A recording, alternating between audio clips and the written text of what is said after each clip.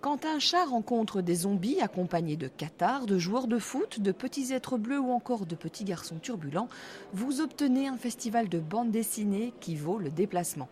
Pour sa première édition, Cap Bull a en effet remporté un tout grand succès. Il faut dire que pour celui qui aime un tant soit peu la bande dessinée, la liste des dessinateurs, auteurs, illustrateurs, scénaristes présents était véritablement attractive. J'attends pour Daniel Cox. Donc là, Daniel Cox, l'agent. 212. Vous êtes venu à quelle heure? Vous étiez là dès ce matin? Oui, mais on a été chez Monsieur Maury avant pour Johan et Perlouit.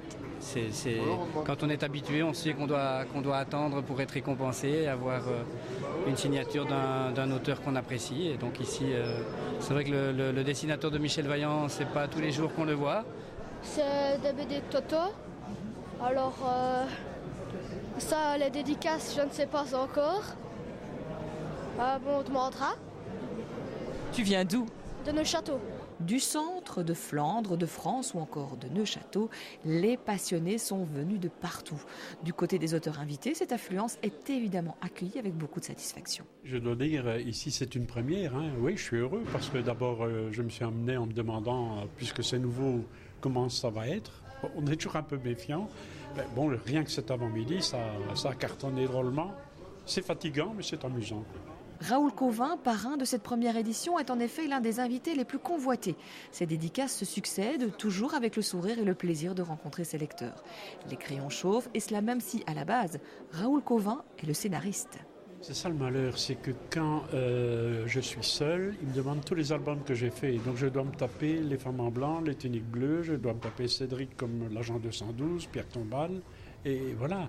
Donc voilà, chaque fois je me dis, j'ai pas de creux devant moi. Il y a des gens qui ont une série et eux ont des creux, c'est-à-dire à un moment donné, il y a un calme qui se fait et tout. Moi le malheur, c'est que s'ils n'aiment pas Les Tuniques Bleues, ils prennent Cédric, s'ils n'aiment pas Cédric, ils prennent autre chose, donc c'est un non-stop. En marge des auteurs déjà très connus, ce genre d'événement invite également à la découverte. Le regard est ainsi attiré par des petites bébêtes bien amusantes. Pour Héloïse Brassard, c'est une première participation à un festival de BD.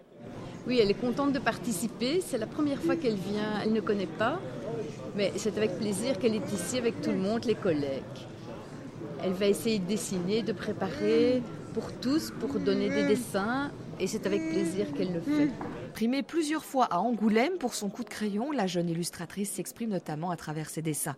Une petite coccinelle qui tremble devant une caméra, pas de doute, son univers enfantin ne manque pas d'attrait. Des histoires de coccinelles.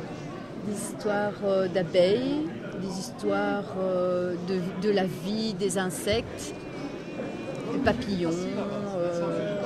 Mais toutes sont des histoires pour enfants où elle explique, sont toutes des bandes dessinées pour enfants. Espérons que nous pourrons découvrir ce futur album lors du prochain festival Cap Bull.